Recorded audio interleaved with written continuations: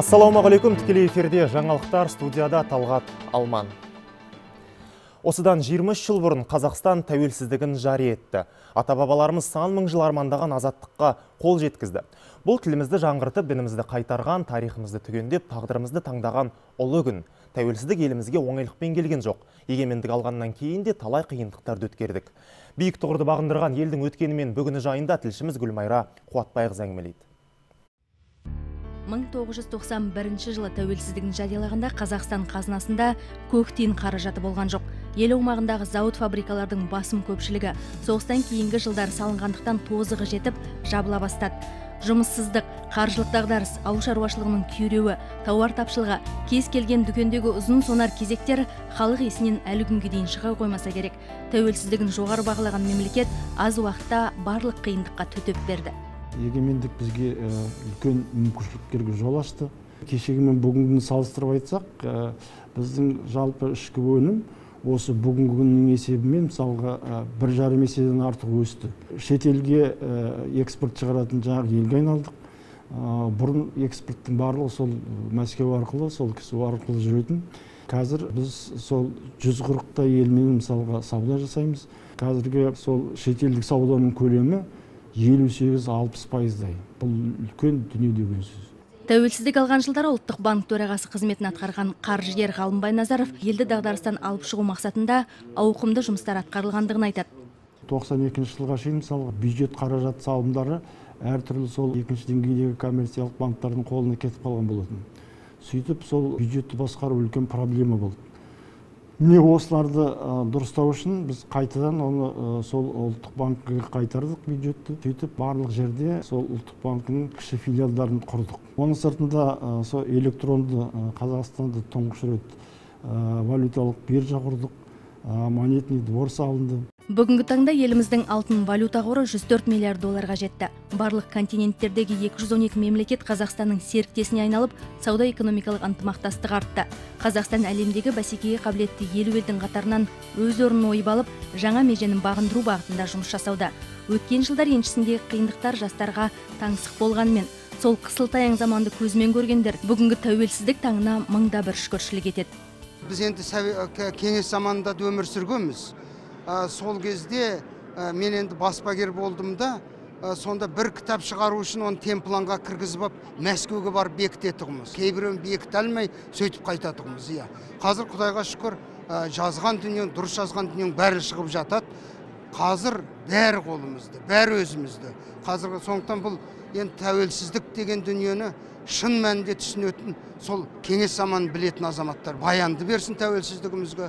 16-17 желтоқсан деген біз үшін ең ұлы мейрамымыз. Елбасының сындарлы саясаты қазақстандықтардың болашаққа батыл қадам жасауына серпін беріп, егемен елдің экономикалық, саяси, әлеуметтік тұрғыдан дамуын қамтамасыз етіп отыр. Тәуекелшіл қазақстандықтардың ендігі ұлттық идеясы мәңгілік елге айналу. Гүлмайра Қуатбайқызы, Жасұлан Шәкенов, Хабар. Тәуелсіздік күнінде Қазақстанды әлем елдері құттықтап, жылы лебіздерін арнап жатыр. Шет елдердегі барлық елшіліктерде ресми қабылдау өтті. Тәуелсіздік күні тек той емес, өткенге есеп беріп, болашақты бағамдау болса керек. Қазіргі күні қуатты Қазақстан бір қатар әлем халқына үлгі болатын дәрежеге жетті, дейді беделді сарапшылар. Қазақ бізге бөтен емес, тату көрші әрі бауыр халық. Беларусь халқының Қазақстан туралы пікірі осындай. Ұлы отан соғысы жылдарында әр үшінші азаматынан айырылған Беларусь тәуелсіздік деген киелі ұғымның мағынасын жақсы түсініп, терең сезінеді. Искренне сердечно мы хотим поздравить. Беларусь үкіметінің атынан Қазақстан халқын ең басты мерекесі тәуелсіздік күнімен құттықтағымыз келеді. Қай халық болмасын егеменді болуды аңсайды.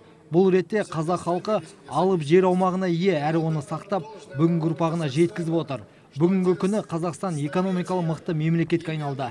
Қазақстан халқының экономикалық әлеуеті мен халқының әл-ауқатын Беларусь дипломаттары, ғалымдар мен саясаткер әрі бизнес өкілдері де тілге тиек етеді.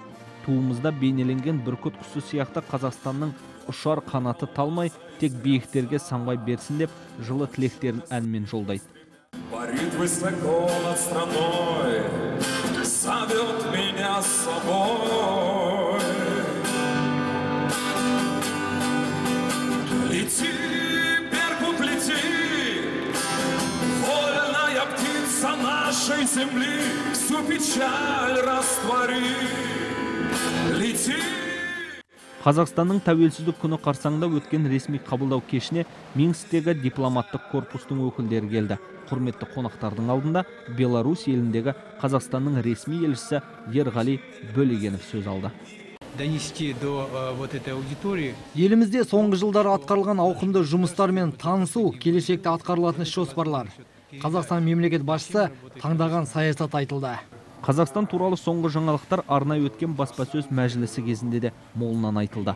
Бұқаралық ақпарат құралдары өкілдері арқылы Беларусь халқы Қазақстан туралы соңғы жаңалықтарын естіп біліп, көріп отырды. Журналист Анна Пыш бұл ретте Беларусь, Қазақстан және Ресей құрған экономикалық одақтың маңызы зор деп біледі. Қазақстан наш стратегический партнер. Қазақстан мен Беларусь стратегиялық әріптес елдер. 1 қаңтардан бастап мемлекеттер жаңа Еуразиялық экономикалық одақ аясында жұмыс жасайтын болады. Алайда Қазақстан мен Беларусьтің ортақ шекарасы жоқ. Сондықтан екі ел арасындағы байланыс енді жаңа серпін алмақ. Қазақстан мен Беларусь халқын ортақ тарих, экономикалық және мәдени байланыстар жақындастырады. Қазақ тәуелсіздігінің бұл күнінде Беларусь халқы шынайы жылы лебіз, ақ тілектермен қатар Қазақстанның бағындырған биік үшін қуаныштарын жасырған жоқ. Айдарбек Айтмұхамбетұлы, Дмитрий Двойнев, Александр Шурмилев, Минск. Қазақтың ұлттық тағамдары би мен ән алыстағы Британияда да шырқалды. Мұнда білім алып жатқан қазақстандық студенттер тәуелсіз күнін осылайша тойлап жатыр. Ұлттық мереке шетелде әсіресе ерекше сезіледі. Мұндай шара Қазақстанның студенттері білім алып жатқан Британияның бірқатар білім ордасы мен ондаған университетінде ұйымдастырылды. Лондонның университетті колледжі корольдіктің көне оқу ғимараты саналады. Айта кету керек, Назарбаев университетінің әріптесі оқу ордасында бүгінгі күні Қазақстаннан келген 40-қа жуық студент білім алады. Мұнда тәуелсіздік күнін би билеп әнмен атап өтуде. Ұлттық тағам түрлері, спорттық жарыстар, шығармашылық конкурс ұйымдастырылды. Қазақстанның Көкшетау қаласынан келген Жантуар Жұманалин Вестминстерский университетінің бухгалтерия және қаражат факультетінің студенті. Қазақтың және классикалық туындыны виртуоз орындаған ол көпшіліктің ықыласына бөленді. В первую очередь, День независимости именно в Лондоне, это все-таки. Тәуелсіздік күнін Лондонда атап өту мен үшін алдымен осы елдегі қазақтармен, өзімнің жерлестерімен жүздесу. Осынау мерекені студенттер қауымы бірлікпен атап өтіп жатқаны қуантады. 20 жылда Қазақстанның бағындырған белесі биік деп ойлаймын. Сондықтан елдің біз сияқты студенттері үшін шетелде білім алуға мүмкіндігі бар. Отанға деген сүйіспеншілік өзіңе және өзіңнің жарқын келешегіне сенумен де тығыз байланысты дейді болашақ стипендиясының иегері, болашақ заңгер Ұлболсын Сарбаева.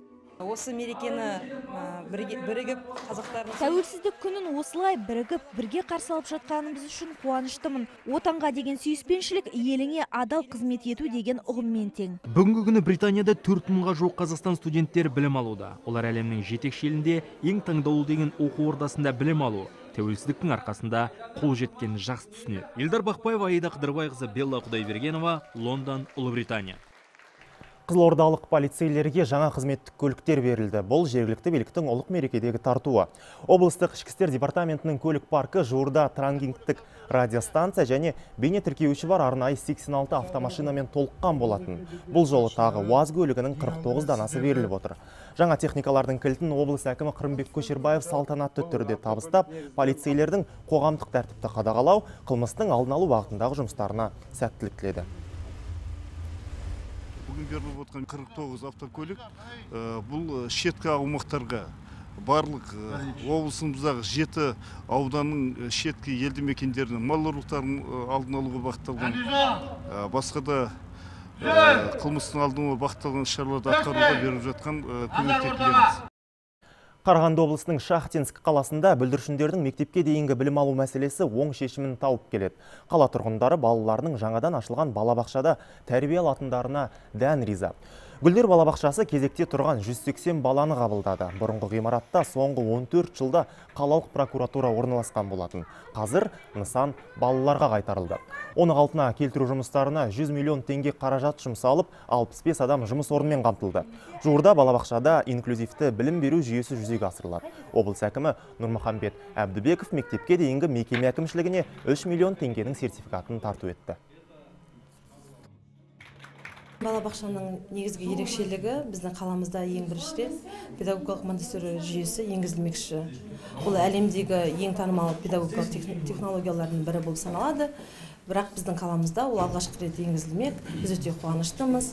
Бұл педагогикалық жүйенің күтілетін нәтижесі өте мол, өте зор.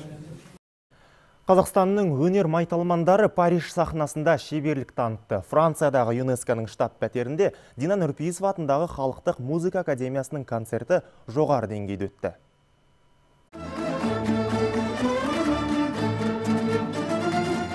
Еуропа жүрегінде қазақтың ұлттық өнері паш етілді. Байырғы көшпенділердің әуезді әні мен күмбірлеген күйі дүйім жұртты тағы бір мәрте таң қалдырды. Күллі қазақ халқының жауһар тасты жырларын танытқан Құрманғазы, Тәттімбет, Латиф Хамиди мен Нұрғиса Тілендиевтің күйлері Париж сахнасын сілтідей тындырды. Я думаю, французы поймут, потому что... Қазақ туындысы еуропалық музыкадан әлде қайда ерекше. 1928 жылы қазақ халқының дарынды әншісі Әміре Қашаубаев Парижде француз халқының зор ықыласына бөленгенін бәріміз білеміз. Бүгінгі концертте де қазақтың небір әндері шырқалды.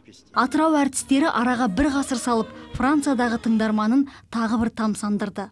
Маржан Төреханованың орындауындағы туынды жиылған халықтың қошеметіне бөленіп, залдан «Браво» деген жылы лебіздер естілді.